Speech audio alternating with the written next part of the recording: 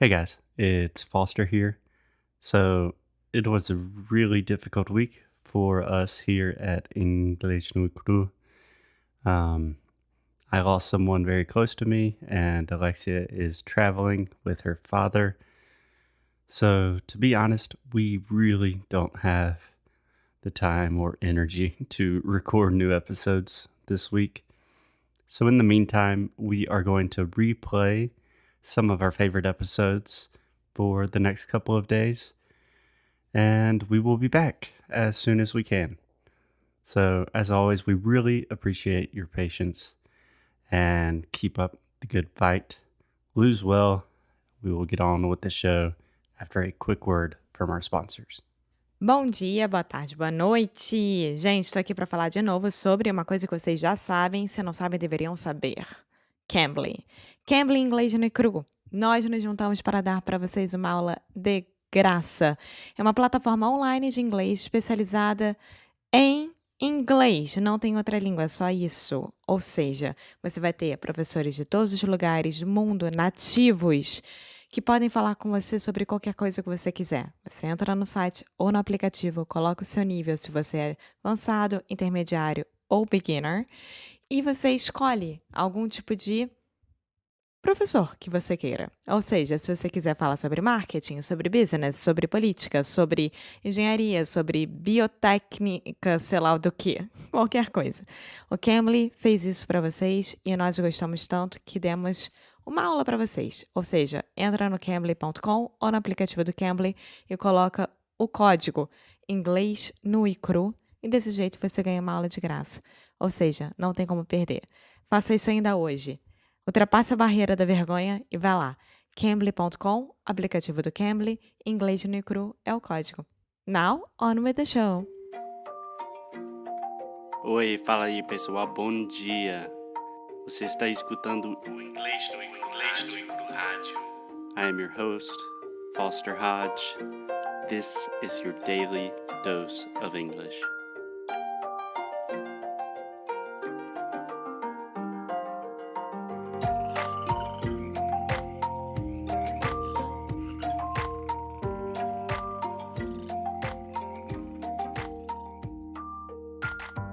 Hello, Brazilians. Hello, Alexia. Happy Tuesday. Happy Tuesday. How are you doing? I'm fine, and today is...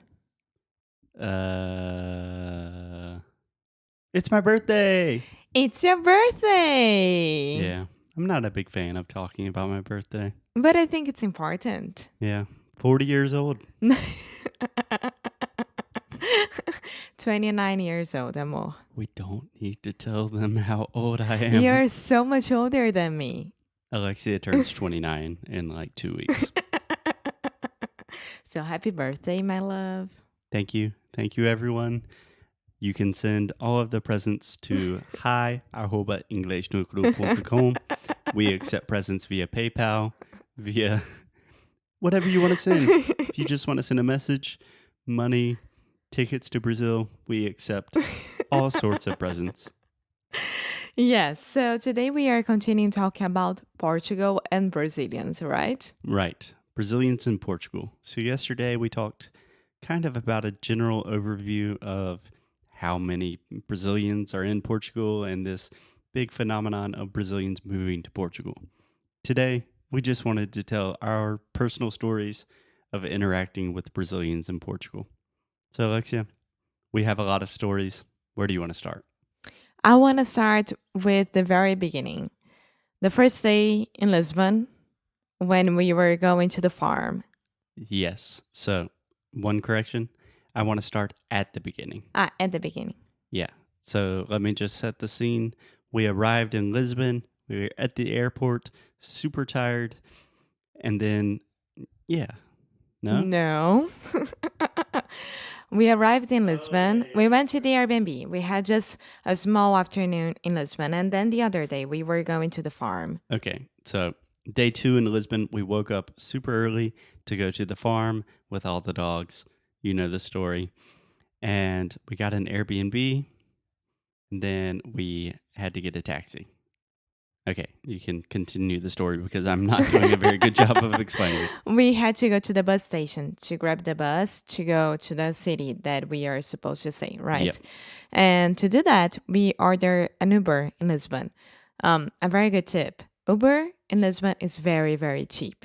Yeah. Very, extremely cheap. So it's totally worth it. Super cheap. And also, normally, you could say we ordered an Uber. That's a little formal for me. I think I would just say we got an Uber. Okay, so we got an Uber. And I mean, Brazilian names and Portuguese names are almost the same for men, right? Luis, Paulo, whatever. João Marcos e Eduardo. Luís Costa Campos e Nunes Sousa. And then we waited for our Uber. We got inside the Uber and we started to talk to the driver. Normal. And then I started to listen to his accent, and he was Brazilian, of course. Yep. And I asked him, like, "Você é brasileiro?" And he was like, "Sim, eu sou." Like, desconfiado. Yeah. How do I say that? Kind of suspicious, maybe. Yeah, kind of suspicious. Suspicious. Suspicious. One more time. Suspicious. Suspicious. Perfect. Okay. And we were like, eu também. And Foster was like, eu sou mais ou menos brasileiro. And he was like, que bom, gente. Yeah, because to be a driver in Lisbon, it requires a lot of patience with the traffic, with the streets, It requires a lot of patience. a lot of patience with the drivers, with the streets, and with the Portuguese people that are horrible drivers as well. We don't like to generalize an entire country, but yeah, in general, they're pretty bad. Yeah, and he was so relieved that we were like Brazilians or half Brazilians here. Yeah, I think it's just nice to see someone from your home country, and he knew that we were not going to judge him. Maybe he's had some bad experiences in the past, like another Brazilian driver. But for us, he was like, gente, and started telling us his story. And while he was telling us his story, he did not take us to the bus station. He took us to Alfama, which is on the other side of the river. And we almost lost the bus because of that. We almost missed the bus. We almost missed the bus because of that. Yeah, but super nice guy. Yeah. But the point is, if you are getting an Uber in Lisbon, first, it's pretty cheap, relatively affordable. Secondly, your driver is probably going to be Brazilian. I think that only once it was a Portuguese Uber driver. Yeah. I took more Ubers than you. Yeah. Yeah. With Yeah. my dad. So I mean, you have people from other countries. We had some Pakistani Uber drivers, some Indian Uber drivers, but I would say the majority are immigrants, and the majority of those immigrants are Brazilians. exactly. So the second Brazilian that we met, it was the priest of the city. Yes. So we were in this small town, Alandro, which is a small town in Alentejo. And the priest of the town is Brazilian from Recife. Yeah. Padre Rogério. What's up? I know he does not listen to this, but He does. He He does? started to listen. oh, nice. Yes. What's up, Padre? Oi, padre. Oi, Padre. Saudades.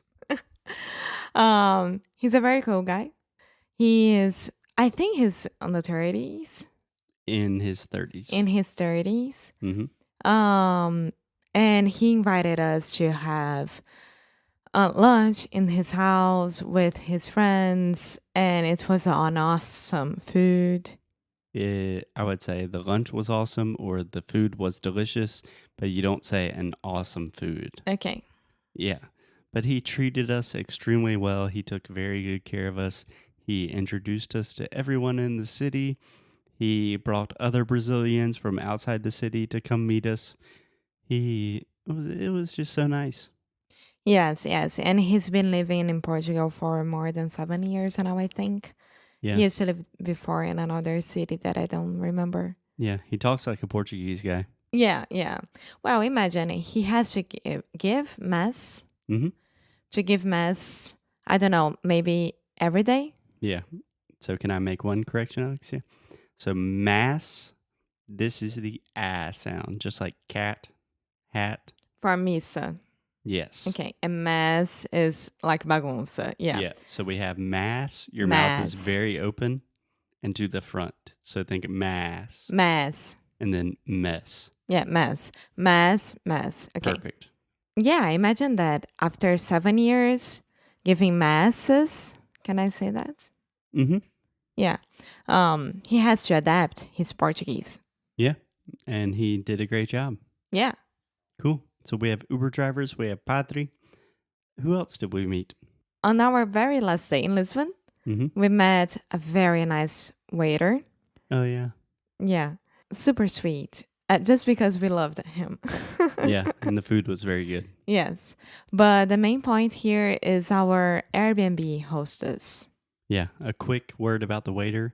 He had been living in Portugal for a long time, but he was originally from Volta Redonda, I think. Yes, exactly. But he had also visited Poços de Caldas, where Yes. Alexia's family's from. Yes. He's been living in Lisbon. No, in Portugal. I don't know if it's in Lisbon for the past 19 years. Yeah. So he's Portuguese. Yeah. So we also stayed in an Airbnb for a few days in Lisbon, and our Airbnb host, Andrea Itucci, they are both from São Paulo, yeah, Yes. and they have a variety of Airbnbs, and it's really cool. I don't know if they bought or if they are renting the building. Mm-hmm. I have no idea. Not sure. But it's a very, very old and very modern building. Building. It is a beauty as well. In Graça, which is a neighborhood.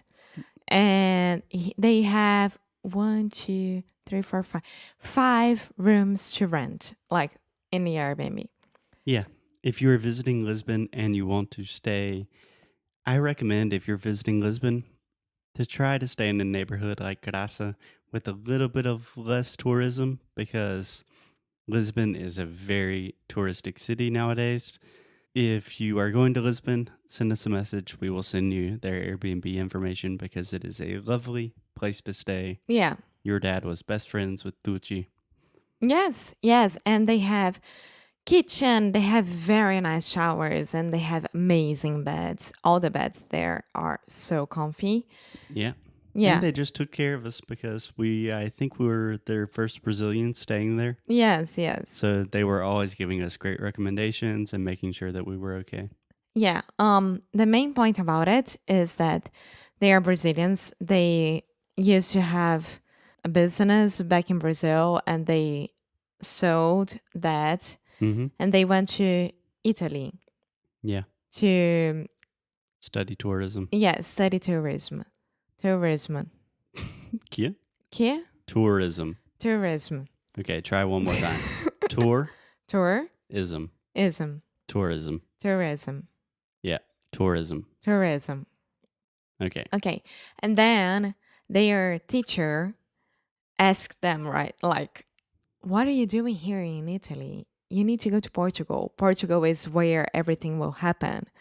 So 4 years ago, they moved to Portugal. They opened a tuk-tuk business. Yeah. And they just started with the Airbnb. And they are at the point in Lisbon, right? Like, Yeah, bombando. yeah, bombando. Yeah, so really a success story. Yeah. So I want a word of caution. Don't just listen to this and decide, I'm moving to Lisbon tomorrow. No, have a plan. You need to have a plan. Yes, have a plan, but there are many successful Brazilians in Portugal. So it is possible, and I think that's good for today, don't you think, Alexia? I think that's awesome. Okay, so a lot of Brazilians in Portugal, especially in Lisbon, and if you want to visit, it is a beautiful place. It is. Go, and if you need any tip from Lisbon, from Portugal, send us an email, send us a message, and we'll be more than happy to help you out. Yeah, talk to Alexia. She'll talk to you. Okay, guys, we will see you tomorrow. Bye.